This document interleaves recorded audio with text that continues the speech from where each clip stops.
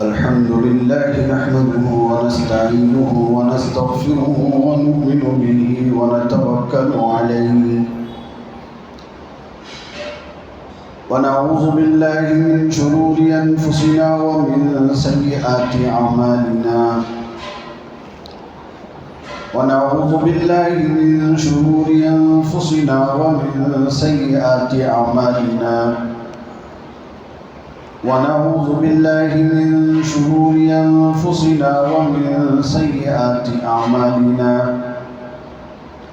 من يهد الله فلا مضل له ومن يضلله فلا هادي له ونشهد أن لا إله إلا الله وحده لا شريك له ونشهد أن سيدنا وسندنا ومولانا محمدا عبده ورسوله صلى الله تعالى عليه وعلى آله وبارك وسلم تسليما كثيرا أما بعد فقد قال الله تبارك وتعالى في القرآن المجيد أعوذ بالله من الشيطان الرجيم بسم الله الرحمن الرحيم ولا تكونوا كالذين نسوا الله فأنساهم أنفسهم أولئك هم الفاسقون صدق الله مولانا العظيم وصدق رسوله النبي الكريم ونحن على ذلك من الشاهدين والشاكرين والحمد لله رب العالمين.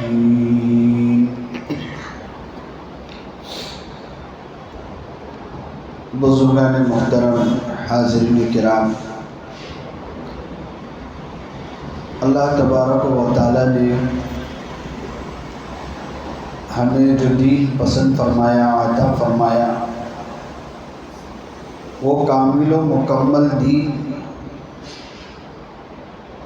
جس کی تکمیل حضرت نبی کریم صلی اللہ علیہ وآلہ وسلم کے ذریعے سے اللہ تعالیٰ نے فرمائی اور ہمارے لیے دین کو بطور اسلام پسند فرمایا.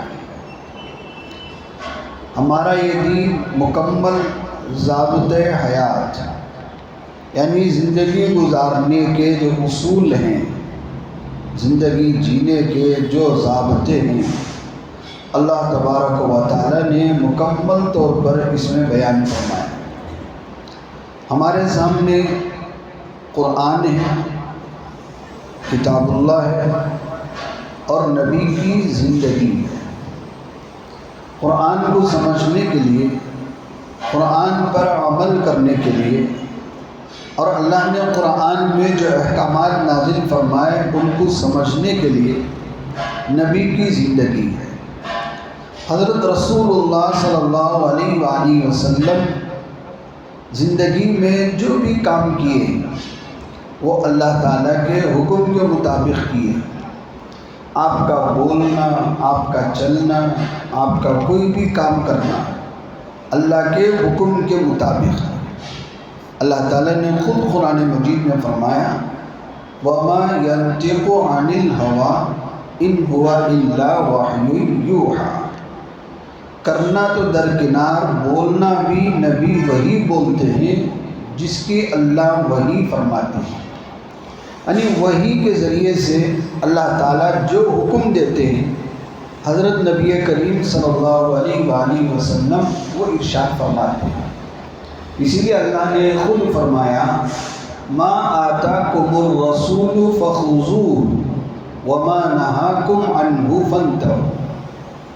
اللہ کے رسول جو دے دیں وہ لے لو اور جس بات سے منع کریں اس سے دور ہو جاؤ، اس سے بچ جاؤ، باز آ جاؤ.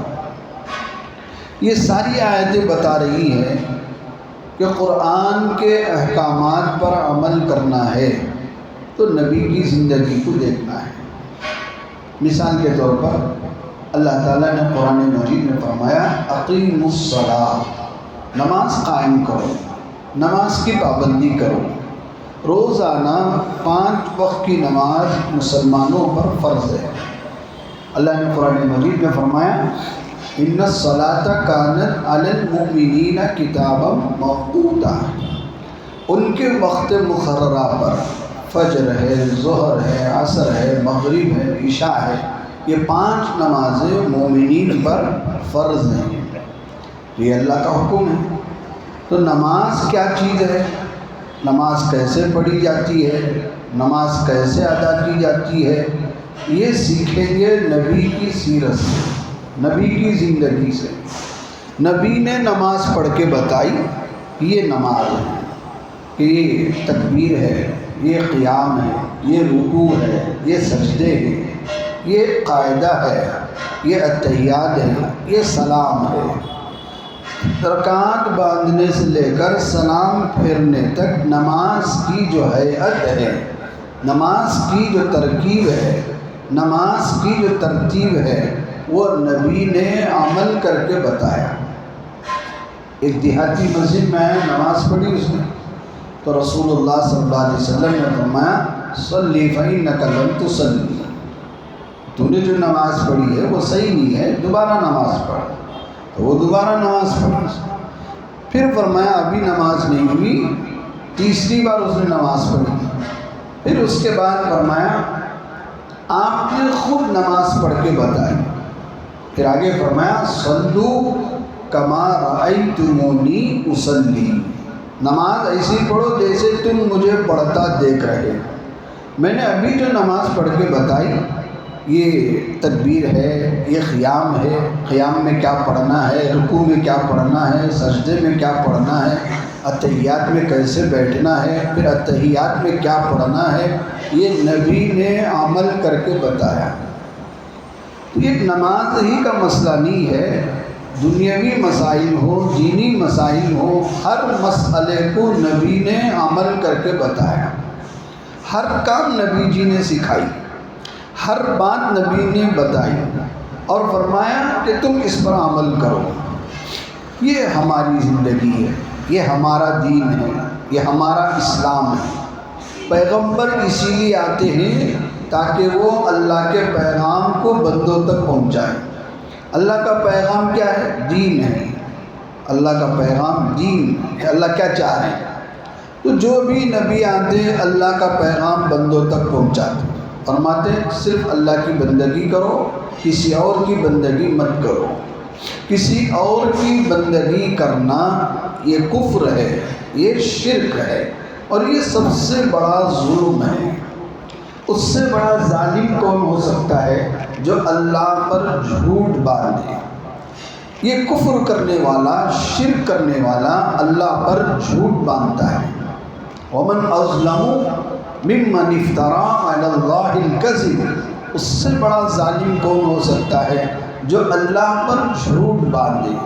اللہ پر جھوٹ باندھنے کا مطلب کیا ہے؟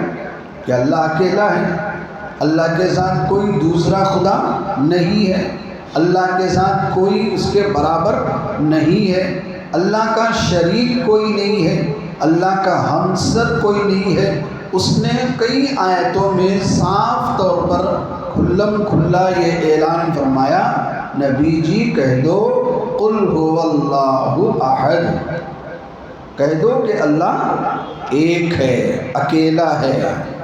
اللہ الصمد، اکیلا کیوں ہے؟ اس لیے کہ وہ کسی سہارے کا محتاج نہیں ہے۔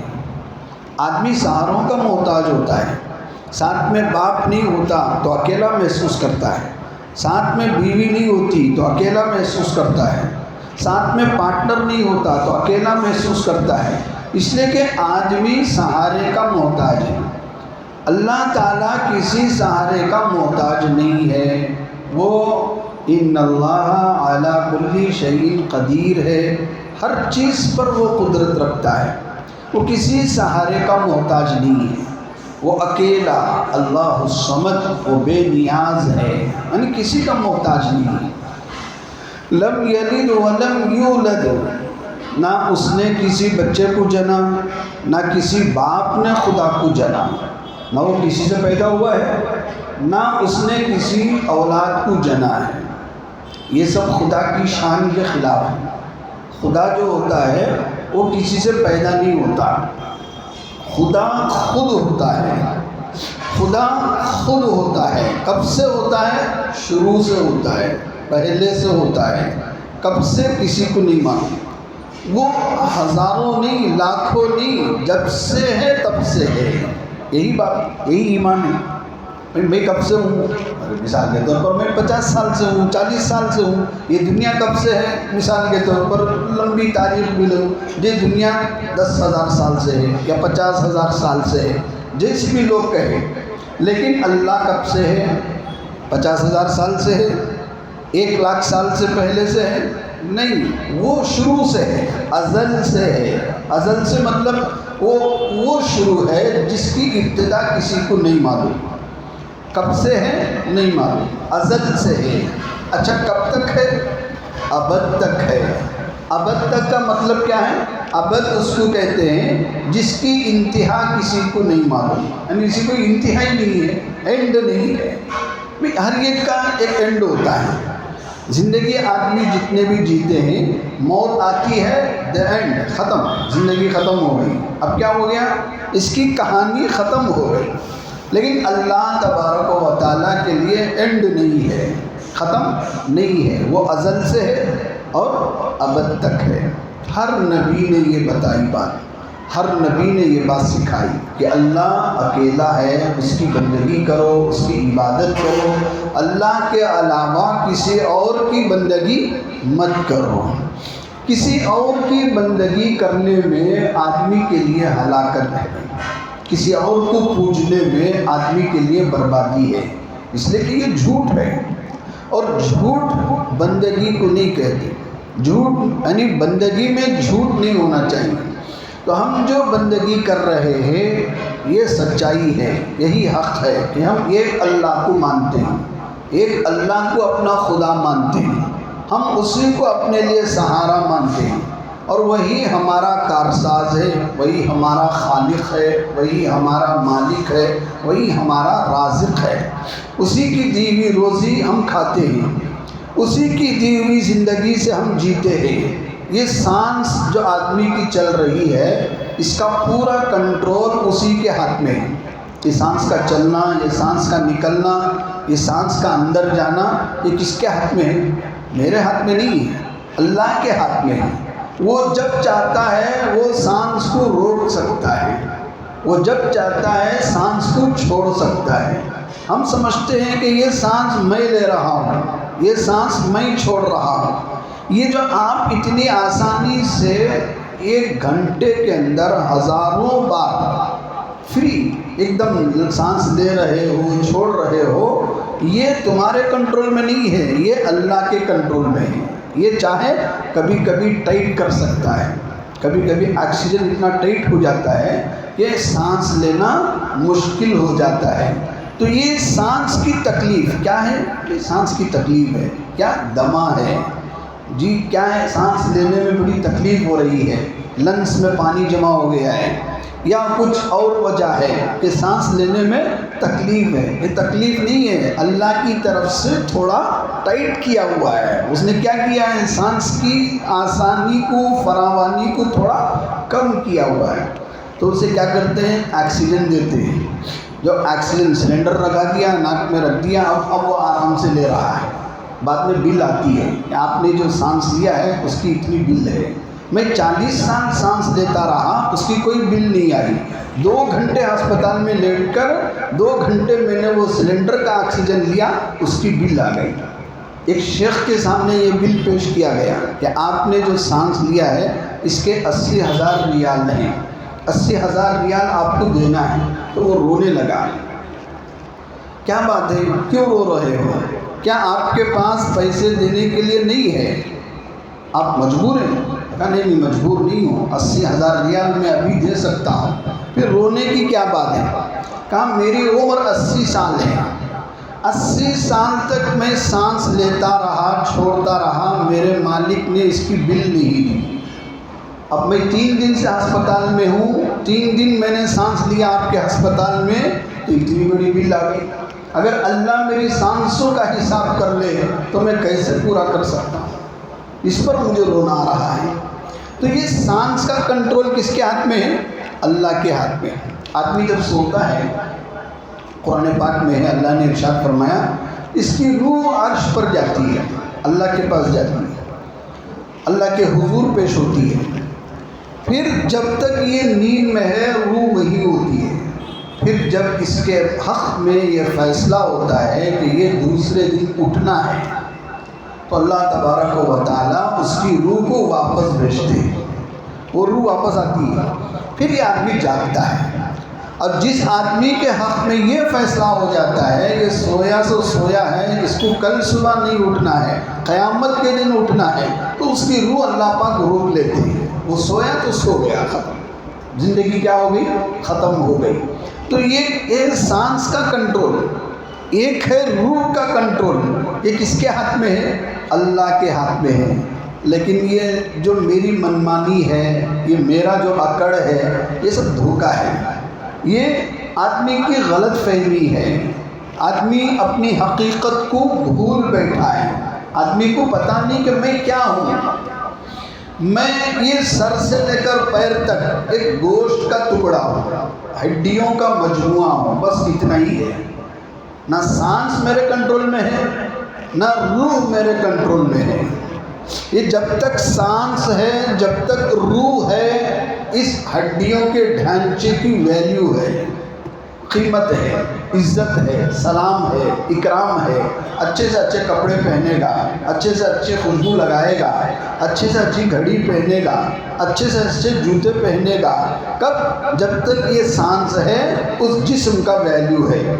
جیسی سانس رک جائے گی، جیسی روح اللہ کی یہاں رک جائے گی، اب اسے کوٹ سوٹ نہیں پہننا ہے، اسے سفید کپڑے کے چندی پہننا ہے جو سلا ہوا نہیں ہوگا، سفید کپڑے پہننا ہے۔ لوگ گھاٹی سے باندھ دیں گے، پیروں کی انگلیوں کو باندھ دیں گے، اور منہ سے سر کو باندھ دیں گے تاکہ منہ نہ کھلے، اور ناک میں روئی رکھ دیں گے، جی کیا آدمی کو تکلیف نہ ہو دیکھنے میں۔ تو یہ حالت ہے ہمارے جسم کی۔ جسم کی اس حیثیت کو لے کر ہم کیا کرتے ہیں؟ منمانی کرتے ہیں، اکڑتے ہیں، گھمنڈ کرتے ہیں، تکبر کرتے ہیں، اکڑ کے چلتے ہیں، دوسرے کو حقیر سمجھتے ہیں، دوسرے کو کمتر سمجھتے ہیں۔ نہیں، ہماری زندگی کا ایک پہلو آپ کو نظر آ رہا ہے کہ آپ کوٹ سوٹ پہنے ہوئے ہیں، ماشاءاللہ بنگلے میں رہتے ہیں، کاروں میں پھرتے ہیں، ہوائی جہاز میں اڑتے ہیں، یہ آپ کو نظر آ رہا ہے۔ ایک آپ کا بیک گراؤنڈ ہے، آپ کو نظر نہیں آ رہا ہے۔ وہ کیا ہے؟ یہ آپ کی سانس کا چلنا، یہ آپ کی روح کا آنا جانا، یہ آپ کی زندگی کی تقدیر، یہ سب اللہ کی بنائی ہوئی ہے، تمہاری بنائی ہوئی نہیں۔ میری تقدیر کس نے لکھا؟ اللہ نے لکھا کہ مجھے مالدار ہونا ہے کہ غریب ہونا ہے، یہ کس نے طے کیا؟ اللہ نے طے کیا۔ مجھے فقیر ہونا ہے کہ تنگست ہونا ہے، یہ کس نے لکھا؟ اللہ نے لکھا۔ تو میرے پیچھے ایک کار فرما ہے، وہ ہے اللہ کی مرضی، اللہ کی منشا۔ وہ جو چاہ رہا ہے وہی ہو رہا ہے۔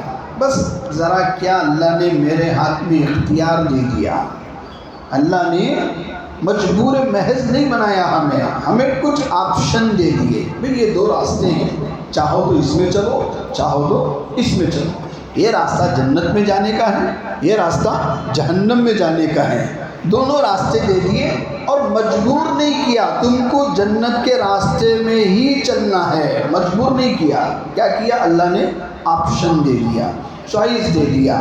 اللہ نے آپ کو اپرچونٹی دے دیا کہ آپ چاہے اس میں چلو، چاہے اس میں چلو۔ اب یہاں آ کے انسان بگڑ جاتا ہے۔ اب انسان جنت کا راستہ چھوڑ کر اپنی حقیقت کو بھول جاتا ہے اور جہنم کا راستہ اپنا لیتا ہے۔ اب وہ جہنم کے راستے میں کیوں جاتا ہے؟ ارے کون بیوقوف ہوگا جو جنت کے راستے کو چھوڑ کر جہنم کے راستے میں جائے؟ اگر یہاں پوچھا جائے کسی سے بھائی آپ کو جنت چاہیے کہ جہنم چاہیے، تو کون سا بیوقوف ہوگا جو کہے گا مجھے جہنم چاہیے؟ تو سب کہیں گے حضرت دعا کرو مجھے جنت ملے۔ وہ بھی کیسی جنت؟ جنت الفردوس ملے. ارے رتی ہوٹل میں 5 اسٹار میں رہیں گے نا. اس لیے آدمی کیا بولتا ہے؟ جنت معمولی جنت نہیں، جنت الفردوس ہونا، اعلیٰ جنت ہونا. تو ہر ایک کی تمنا، ہر ایک کی خواہش جنت جانے کی ہے، لیکن ہم نے جو راستہ اپنایا ہوا ہے وہ جہنم میں جانے کا ہے. جہنم. جب حضرت جبرائیل علیہ السلام سے کہا گیا کہ یہ جو نبی ہیں معراج میں تمہارے ساتھ آ رہے ہیں، ان کی جو امت ہوگی ان کو یہ انعامات ملیں گے، ان کو ایسی جنت ملے گی، ایسے حوریں ملیں گے، ایسے غلمان ملیں گے، ایسے محلات ملیں گے، ایسے نہریں ملیں گی. سب اللہ نے جبرائیل علیہ السلام کو بتایا. تب جبرائیل علیہ السلام نے فرمایا ایسے آپ جو جنت کے وعدے فرما رہے ہیں، جو جنت آپ دکھا رہے ہیں، مجھے نہیں لگتا کہ محمد کا کوئی امتی جہنم میں جائے گا. سب جنت میں جائیں گے، سب جنت میں جائیں گے. اتنے وعدے لے کر کون بیوقوف ہوگا جو جنت کو نہیں جائے؟ پھر اس کے بعد اللہ تعالیٰ نے جبرائیل کو جہنم بتایا، وہاں کی ڈراؤنیاں، وہاں کے گڑھے، وہاں کی آگ، وہاں کے چٹانیں، وہاں کی تکلیفیں، وہاں کی چیخیں، وہاں کی شکل جو بھی ہے سب اللہ نے جبرائیل علیہ السلام کو بتایا. تو جبرائیل علیہ السلام نے فرمایا توبہ توبہ، محمد کا امتی کوئی بھی یہاں نہیں جائے گا، کسی کو جانا پسند ہی نہیں ہوگا کہ اتنی خطرناک جگہ ہے. پھر اللہ تبارک و تعالیٰ نے جنت کو ڈھانپ دیا، کور کر دیا، ایسا کور کر دیا کہ اب جہنم نظر نہیں آ رہی ہے، اور اوپر سے دنیا کے خواہشات، دنیا کی لذتیں، مال کا لالچ، مال کا حرص، مال کی تمنا، اور دنیا کی جو بھی لذتیں ہیں، خواہشیں ہیں، جی سارا اوپر کور کر دیا. اب جہنم نظر نہیں آ رہی ہے، دنیا نظر آ رہی ہے. دنیا کی لذت، دنیا کی راحت، دنیا کا آرام، دنیا کے بنگلے، دنیا کی دولت، دنیا کی کرسیاں، سب نظر آ رہے ہیں. اور جنت کو اللہ نے تکلیفوں سے کور کر دیا. خالی تکلیف ہے، کانٹے ہیں، تکلیفیں ہیں، بیماریاں ہیں، آزمائشیں ہیں، پریشانیاں ہیں، تکلیفیں، سب تکلیفیں. اب جنت کور ہو گئی تکلیفوں میں، اور جہنم کور ہو گئی آرائشوں میں، آسائشوں میں، لذتوں میں. اب اللہ نے جبرائیل سے پوچھا اب بتاؤ جبرائیل کون جنت میں جائے گا، کون جہنم میں جائے گا؟ پھر جب یہ لذتیں دیکھی تو جبرائیل علیہ السلام نے فرمایا شاید کوئی آدمی اس دنیا سے بچ کر جہنم سے بچ سکتا ہے. کوئی نہیں بچے گا، سب جہنم میں جائیں گے، کوئی جنت کو نہیں جا سکے گا. کیوں؟ تکلیفیں ویسی ہیں، آزمائشیں ویسی ہیں. تکلیف کی بات آتی ہے تو ہم یہ فوراً یہ کہہ کر بچ جاتے ہیں بھئی یہ تو اللہ والوں کا کام ہے، یہ تو نبیوں کا کام ہے، ہمارا کام نہیں ہے، ہمیں کیوں تکلیف اٹھائے، ہم پیچھے ہٹ جاتے ہیں. ہم میٹھا کھانے میں آگے ہیں، ہم اچھے سے اچھے کپڑے پہننے میں آگے ہیں، اچھی سے اچھی شادی رچانے میں آگے ہیں، تکلیفیں اٹھانے میں، مشقت اٹھانے میں ہم بہت پیچھے ہیں. جب بات آتی ہے کہ سنت ہے، کیا سنت ہے؟ میٹھا کھانا سنت ہے؟ ہاں بہت اچھی سنت ہے، ہمیں بھی دو. ایک کٹورا نہیں 4 کٹورے لاؤ، ایک دیگ نہیں 4 دیگ لاؤ، کھا لیں گے. کیوں؟ میٹھا کھانا سنت ہے. ہم بتائیں بھائی داڑھی رکھنا سنت ہے، دعا کرو حضرت اللہ توفیق دیا تو رکھیں گے. میٹھا کھانے کو بھی دعا کی درخواست نہیں کرتا، میٹھا لڑکے لیتا ہے. داڑھی رکھنے کے لیے دعا کرو حضرت اللہ توفیق دیا تو رکھیں گے. یہاں اللہ کیوں یاد آ جاتا ہے؟ کیوں؟ اللہ اس لیے یاد آ رہا ہے، یہ دراصل اللہ یاد نہیں آ رہے ہیں، یہ آدمی دراصل ارادہ ہی نہیں رکھتا ہے کہ مجھے اس سنت پر چلنا ہے. جیسے لوگ انشاءاللہ بولتے ہیں نا، ہمارے بڑے فرماتے ہیں انشاءاللہ 2 طرح کا ہوتا ہے. ایک ہوتا ہے انشاءاللہ تعالی، تعالی یہ اللہ کی صفت ہے، یہ صحیح والا انشاءاللہ ہے، یعنی اس کا ارادہ ہے رکھنے کا، کرنے کا، کچھ عمل آنے کا. ایک ہوتا ہے انشاءاللہ ٹالا. ٹالا کا مطلب آپ جو بات کر رہے ہیں اس کو ٹالنے کی کوشش کر رہے ہیں، اس پر عمل کرنے کی کوشش نہیں کر رہے ہیں، اس کو ٹالنے کی کوشش کر رہے ہیں. کسی نے انشاءاللہ مطلب یہ ٹالا ہے، یہ ٹالنے کی بات ہے، عمل کرنے کی بات نہیں ہے. تو پہلے عمل کرنے کا ارادہ کرو، پھر اللہ توفیق دیں گے. اللہ تبارک و تعالیٰ کبھی بھی کسی کو اس وقت تک توفیق یا ہدایت نہیں دیتے جب تک خود ارادہ نہ ہو بدلنے کا، خود ارادہ نہ ہو عمل کرنے کا۔ تو خود عمل کرنے کا ارادہ نہیں کرتے، اللہ پر ڈال دیتے ہیں، کیا کروں اللہ توفیق نہیں دیا، اللہ توفیق نہیں دیا نہیں، میرا ارادہ نہیں ہے کرنے کا۔ تو بہرحال نبی کریم صلی اللہ علیہ وآلہ وسلم کی زندگی ہمارے لیے قرآن پر عمل کرنے کے لیے بہترین نمونہ ہے، بہترین ماڈل ہے۔ ہم چاہتے ہیں کہ قرآن پر عمل کریں، قرآن پر چلیں، تو نبی کی زندگی دیکھو۔ جیسے مثال سے میں نے بتایا کہ اللہ نے قرآن میں فرمایا نماز پڑھو، لیکن نماز کیسی پڑھنی ہے قرآن میں نہیں ہے۔ قرآن میں تکبیر کا تذکرہ نہیں ہے، قرآن میں رکعتوں کا تذکرہ نہیں ہے، قرآن میں اتحیات کا تذکرہ نہیں ہے، قرآن میں جو ہے کیسے رکوع کرنا ہے وہ نہیں بتایا گیا، قرآن میں سجدہ کیسے کرنا ہے وہ نہیں بتایا گیا، بلکہ یہ نبی جی نے عمل کر کے بتایا کہ پہلے رکعت ایسے باندھنا ہے، قیام ایسے کرنا ہے، رکوع ایسے کرنا ہے، سجدہ ایسے کرنا ہے، اتحیات ایسے کرنا ہے۔ ساری نماز آپ نے مکمل پڑھ کے بتائی، پھر فرمایا صلو کما رأیتمونی اصلی، اب نماز تم پڑھو جیسے تم مجھے پڑھتا دیکھ رہے ہو۔ تو نبی نے عمل کر کے بتایا، حضرات صحابہ نے نبی سے وہ نماز سیکھی، سیکھ کر فرمایا، اپنی امت کو آگے بھائیوں کو پہنچایا، ہمارے تک پہنچایا اور بتایا کہ میں نے نبی کو ایسے نماز پڑھتے دیکھا ہے۔ مکمل نماز پڑھ کے بتائی صحابہ نے اور سکھایا لوگوں کو۔ حضرت عبداللہ بن مسعود رضی اللہ تعالیٰ عنہ نے وہ پوری مکمل نماز پڑھ کے بتائی اور فرمایا میں نے ان آنکھوں سے نبی جی کو ایسے نماز پڑھتے دیکھا ہے۔ تو صحابہ نے صرف نبی کی نماز نہیں دیکھی، نبی کی تجارت بھی دیکھی، نبی کی شادی بھی دیکھی، نبی کا گھرانہ بھی دیکھا، نبی کا برتاؤ بھی دیکھا، نبی کے اخلاق بھی دیکھے، نبی کے کردار بھی دیکھے، نبی کے ساری زندگی صحابہ کے سامنے محفوظ ہے، اور وہ محفوظ کر کے دفن ہو کے نہیں چلے گئے، ہمارے تک پہنچایا، ہم تک پہنچایا۔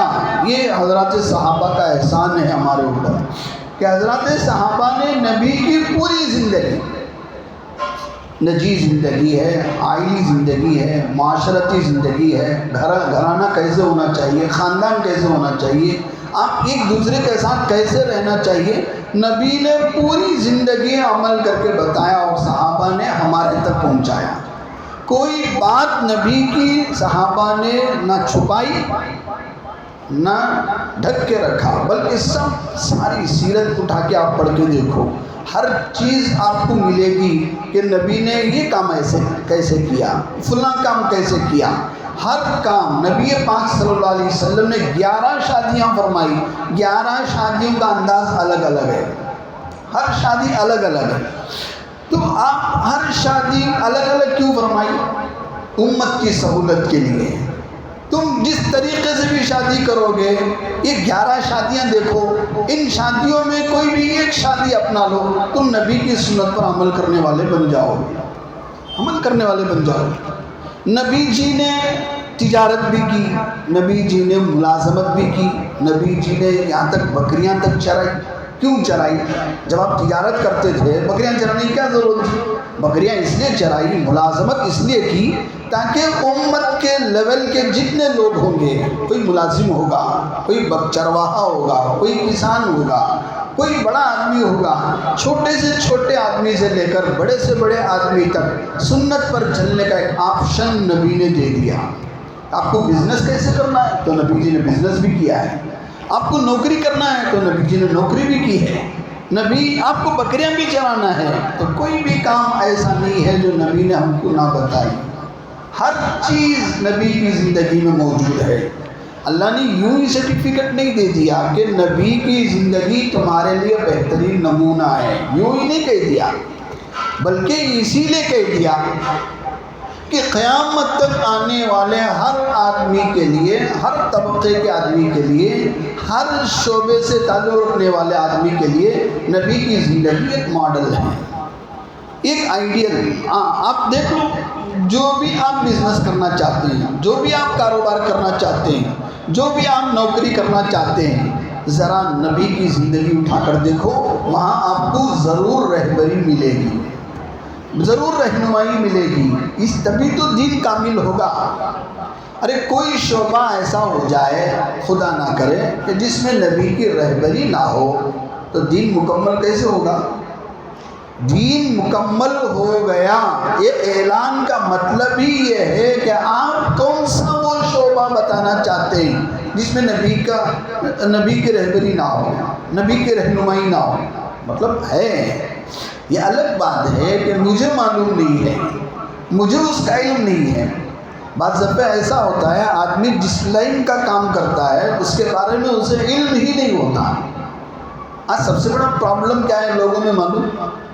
آدمی ہر چیز میں کوشش کر کے دیکھتے ہیں، بھائی کوشش کرنے میں کیا ہے، لیکن ان کو پتہ ہوتا ہے کہ جس کام کے لیے میں کوشش کر رہا ہوں نہ اس کا مجھے علم ہے نہ تجربہ ہے، بالکل نہیں۔ بس کسی نے کہہ دیا بھائی یہ کاروبار میں اچھا نفع ہے، یہ کاروبار کر لو، تو اٹھا لیے کاروبار کر لو۔ اس کاروبار کا آپ کو نہ تجربہ ہے نہ علم ہے، تو نتیجہ کیا ہوتا ہے؟ بتانے والے نے اس کاروبار پر جتنا نفع کمایا اس سے دگنا نقصان آپ اسی کاروبار میں اٹھا رہے ہیں۔ کیوں اٹھا رہے ہیں؟ اس لیے کہ آپ نے سنا سنی دیکھا دیکھی ایک کاروبار میں اپنے پیسے لگا دیے اور نقصان کر بیٹھے۔ ایسا نہیں ہوتا۔ جو کاروبار آپ کا پیشن ہے، آپ کا خاندانی پیشہ ہے، یا آپ کو اسی میں تجربہ ہے، اسی کو اللہ کی ذات پر بھروسہ کر کے آدمی کوشش کرے، محنت کرے، دماغ لگائے، کچھ نہ کچھ تدبیر لگائے، حکمت اپنائے، تو دیکھو اسی کاروبار میں آپ کو نفع مل سکتا ہے۔ یہ کہنا کہ آپ نے آپشن غلط چنا، آپ نے جس لائن کا تجربہ نہیں تھا اس لائن کو آپ نے اپنایا اور کہہ رہے ہیں بھائی اللہ کا نام لے کر شروع کرو، اللہ پر بھروسہ کرو، یہ سب دھوکہ ہے۔ یہ ایسا نہیں ہوتا۔ آدمی وہی کام کرے جس لائن کا اسے تجربہ ہوتا ہے، جس لائن کا اسے آئیڈیا ہوتا ہے، جس لائن کے بارے میں اسے علم ہے۔ جس لائن کا علم نہیں ہے تو اس لائن میں جانا حماقت ہے۔ اب کتنے لوگ ہیں دیکھا دیکھی زمینوں کے کاروبار میں اتر جاتے ہیں، ریل اسٹیٹ میں نا اچھا نفع ہے بھی، زمینوں میں نفع ہے، لیکن کیا آپ کو اس کا آئیڈیا ہے؟ آپ کو اس کا تجربہ ہے؟ آپ کو اس کا علم ہے؟ تو نہیں ہے۔ نہیں ہے تو آپ کو اس میں نفع نہیں ہے۔ اس میں نفع ضرور ہے، ہر تجارت میں نفع ہے۔ اللہ کے نبی صلی اللہ علیہ وسلم نے فرمایا جو بھی تجارت سچائی کے ساتھ، دونوں کی رضامندی کے ساتھ معاملہ ہوتا ہے، اللہ پاک اس میں برکت ڈال دیتے ہیں۔ اور جس تجارت میں دھوکہ ہو، جس تجارت میں جھوٹ ہو، تو اللہ پاک اس تجارت سے برکت اٹھا لیتے ہیں۔ ایک اصول ہے جو نبی نے ہم کو بتایا، کوئی بھی کاروبار آپ کرو اس میں سچائی ہے، دھوکہ نہیں ہے، آپ دونوں کا فائدہ سوچ رہے ہیں کہ میرا بھی فائدہ ہو، سامنے والے کا بھی فائدہ ہو، تو اللہ پاک اس کاروبار میں برکت ڈالتے ہیں۔ اب جس کاروبار میں دھوکہ ہو، جھوٹ ہو، خود غرضی ہو، خود غرضی کا مطلب میرا نفع ہو جائے، سامنے والا جائے بھاڑ میں، چاہے اسے نقصان ہو مجھے کیا لینا، میرا نفع ہو بس، تو یہ خود غرضی ہے، تو اللہ پاک اس کاروبار سے برکت اٹھا لیتے ہیں، اٹھا لیتے ہیں۔ یہ کتنے تجربے اللہ کے نبی نے ہمیں بیان فرمائے۔ آپ ایک بار بازار جا رہے تھے، گیہوں کا ڈھیر پڑا ہوا تھا، غلہ پڑا ہوا تھا، اب اس کے اندر ہاتھ ڈالے، آپ اس کے اندر ہاتھ ڈالے تو دیکھا اندر کا جو گیہوں ہے وہ بھیگا ہوا ہے، اوپر کا جو گیہوں ہے وہ سوکھا ہے، اندر کا جو گیہوں اندر پڑی ہوئی ہے وہ تر ہے، بھیگی ہوئی ہے۔ تو رسول اللہ صلی اللہ علیہ وسلم نے ان تاجر سے پوچھا یہ اندر بھیگا ہوا کیوں ہے؟ تو اس تاجر نے کہا یا رسول اللہ صلی اللہ علیہ وسلم رات بارش ہوئی تھی اس لیے اندر کا حصہ بھیگ گیا ہے۔ تو رسول اللہ صلی اللہ علیہ وسلم نے فرمایا اس بھیگے ہوئے حصے کو اوپر کرو، لوگوں کو دھوکہ مت دو کہ اوپر سے تم سوکھا بتا رہے ہو اور اندر سے پورا بھیگا ہوا ہے، یہ دھوکہ ہے۔ اور من غش فلیس منا، جو دھوکہ دے وہ ہم مسلمانوں میں سے نہیں ہے۔ اب کتنے لوگ ہیں اس تجارت میں، ہر لین کا تاجر یہاں بیٹھا ہوا ہے، سامنے شو میں رکھا ہوا کچھ اور ہے، اندر رکھا ہوا کچھ اور ہے۔ تو یہ دھوکہ ہے۔ جب تجارت میں دھوکہ ہوگا وہاں برکت نہیں ہوگی۔ آپ جبرائیل سے دعا کرا لو، امام صاحب سے نہیں، جبرائیل سے دعا کرا لو کہ آپ دعا کرتے میرے کاروبار میں برکت ہو جائے، اور اس کاروبار میں آپ دھوکہ دے رہے ہیں، ہرگز آپ کے کاروبار میں برکت نہیں ہوگی۔ نہیں، آپ کاروبار سود سے کر رہے ہیں، آپ کاروبار ناجائز مال سے کر رہے ہیں، آ کے امام صاحب سے گزارش کر رہے ہیں کہ دعا کیجئے کاروبار میں برکت ہو جائے، ہرگز کاروبار میں برکت نہیں ہوگی۔ وقت کے ولی دعا کرے، وقت کے نبی دعا کریں، آپ کے کاروبار میں برکت نہیں ہوگی، اس لیے کہ آپ کے کاروبار میں کیا ہے؟ دھوکہ ہے، جھوٹ ہے، حرام مال ملا ہوا ہے، تو ہرگز آپ کے کاروبار میں برکت نہیں ہوگی۔ ابھی ایک آدمی وہ برتن سے پانی بھر رہا ہے جس برتن کے نیچے سوراخ ہے، بولو وہ برتن کتنی جلدی بھرے گا؟ وہ برتن ہرگز نہیں بھرے گا، بھرتا ہوا دکھائی دے گا لیکن اس میں پانی ٹھہرے گا نہیں۔ کیوں نہیں ٹھہرے گا؟ برتن کے نیچے کیا ہے؟ سوراخ ہے۔ بالکل ہماری تجارت کی مثال ایسے ہی ہے۔ ہم نے جو کاروبار کیا ہے سود کے پیسے لے کر، جھوٹ بول کر، دھوکہ دے کر، تو ہم نے کیا ہے اس تجارت کے نیچے ہم نے سوراخ لگا دیا، جھوٹ کا، دھوکے کا، سود کا، حرام مال کا سوراخ لگا دیا۔ دکھائی دے گا کہ پانی بھر رہا ہے، پیسے آ رہے ہیں، لیکن پیسے ٹکیں گے نہیں، پانی ٹھہرے گا نہیں، کیوں؟ نیچے سوراخ ہے۔ اب جا کے کسی سے بھی دعا کرا لو، کوئی فائدہ ہونے کا نہیں ہے۔ اس لیے اللہ کے نبی صلی اللہ علیہ وآلہ وسلم نے زندگی کے ہر فیلڈ میں، ہر شعبے میں، ہر لائن سے ہمیں یہ رہنمائی فرمائی۔ وہ دین کے شعبے ہیں، ایک ہے عبادات، اللہ تعالیٰ کی بندگی کیسے کریں، نبی کی پیروی کیسے کریں، اسے عبادات کہتے ہیں۔ دوسرا شعبہ ہے جی معاملات، ہمارا لین دین کیسا ہو، ہمارا بزنس کیسا ہو، ہمارا کاروبار کیسا ہو، ہمارے لوگوں کے ساتھ اٹھنا بیٹھنا کیسا ہو۔ جی ہم جو مال کما رہے ہیں حلال طریقے سے کمائیں، حلال طریقے سے خرچ کریں، کمانا بھی حلال ہو، خرچ کرنا بھی حلال ہو۔ اس میں کیا نہیں ہونا چاہیے؟ جھوٹ نہیں ہونا چاہیے، دھوکہ نہیں ہونا چاہیے، کسی کا مال غصب کرنا، ہڑپ کرنا نہیں ہونا چاہیے۔ یہ معاملات ہیں۔ تیسرا ہے معاشرات، سوسائٹی میں ہم کیسے رہیں، ہمارے بھائی بہن کے ساتھ، ہمارے ماں باپ کے ساتھ، اپنی اولاد کے ساتھ، میاں بیوی کیسے رہیں، پڑوسیوں کے ساتھ کیسے رہیں۔ ہم ایک بازار میں ہیں، ہمارا ایک ایسوسیشن ہے، تو اس پورے ایسوسیشن میں ہمارے تاجر بھائیوں کے ساتھ ہم کیسے رہیں، یہ معاشرہ ہے۔ یہ بھی ہمارے دین میں تعلیم ہے، نبی نے ہر چیز ہمیں بتائی۔ یہ تیسری چیز ہے، یعنی پہلا عبادات، دوسرا معاملات، تیسرا معاشرات، کہ ہمارے معاشرے میں ہم کیسے رہیں، ہمارا ایک دوسرے کے ساتھ برتاؤ کیسا ہو، ایک دوسرے کے ساتھ رہنا سہنا کیسا ہو۔ ہم یہ ساری چیزیں سیکھنی چاہیے۔ جب تک ہم نہیں سیکھیں گے تب تک میرے بھائیوں ہمارا یہ معاشرہ دوسرے کے لیے نمونہ نہیں بن سکتا، دوسروں میں روب نہیں ڈال سکتا، دوسروں کو اس طرف کھینچ نہیں سکتا۔ دوسرے لوگ جو اسلام کی طرف آئیں گے وہ قرآن پڑھ کے نہیں آئیں گے، وہ حدیث پڑھ کے نہیں آئیں گے۔ ارے کافر تک اسلام کہاں سے جائے گا؟ نہ اس کو قرآن پڑھنا آتا ہے، نہ اسے حدیث پڑھنا آتا ہے۔ اس کو کیا پڑھنا آتا ہے؟ اس کو مسلمان پڑھنا آتا ہے۔ وہ مسلمان کو پڑھے گا، وہ مسلمان کو دیکھے گا، وہ اسلام کے بارے میں کچھ بھی سنے لیکن دیکھے گا کس میں؟ ارے وہ اسلام کہاں تلاش کرے گا؟ قرآن میں تلاش نہیں کرے گا، حدیث میں تلاش نہیں کرے گا، وہ مسلمان کی زندگی میں تلاش کرے گا۔ تو مسلمان کی زندگی میں اسلام ہے تو یہ اسلام اسے کھینچے گا اسلام کی طرف۔ اگر مسلمان کی زندگی میں اسلام نہیں ہے وہ غیر کو کیا کھینچے گا؟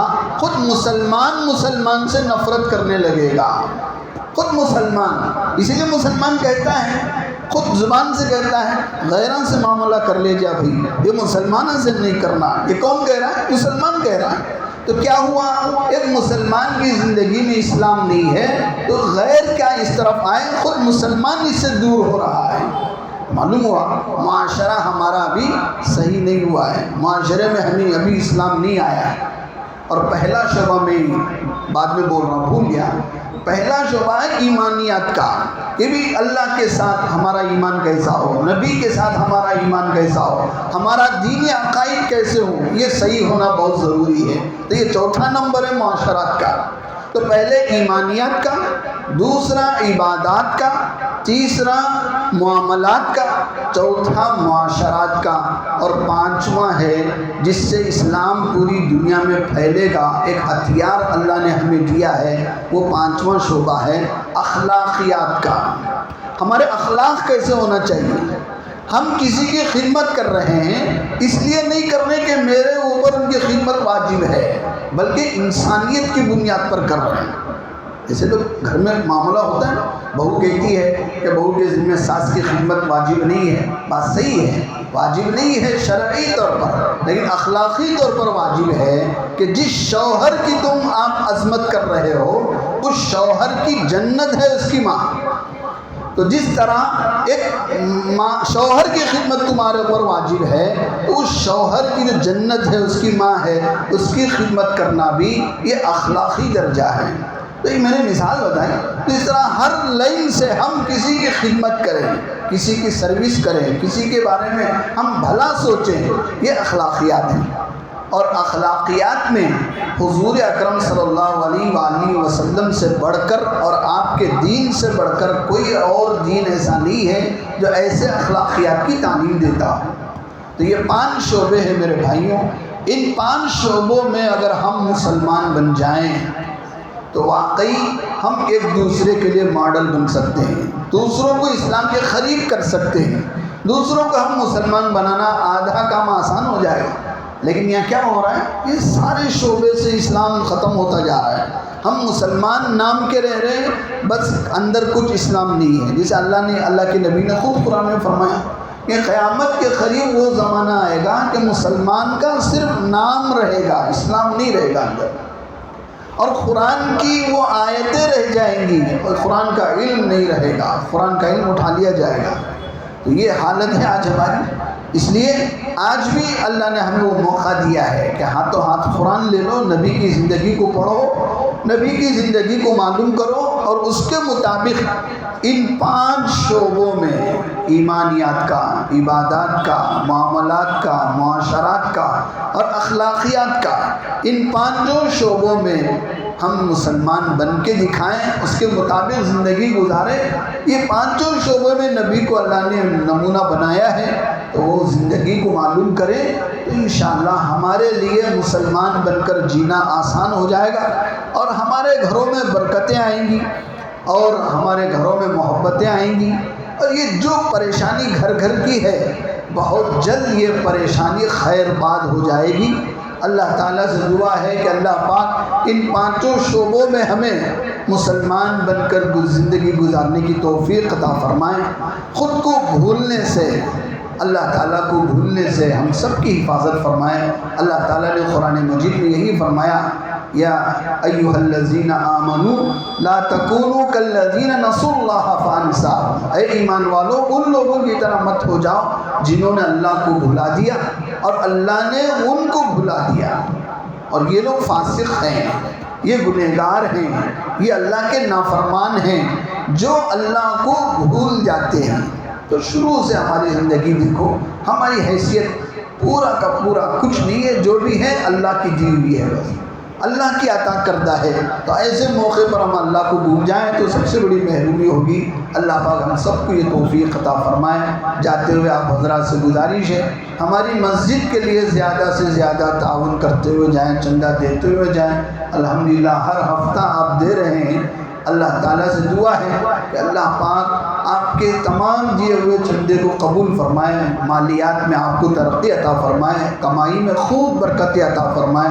قرضوں سے بہت سارے بھائی پریشان ہیں، اللہ پاک تمام بھائیوں کے قرضوں کو اپنے خزانے سے پورا فرمائیں۔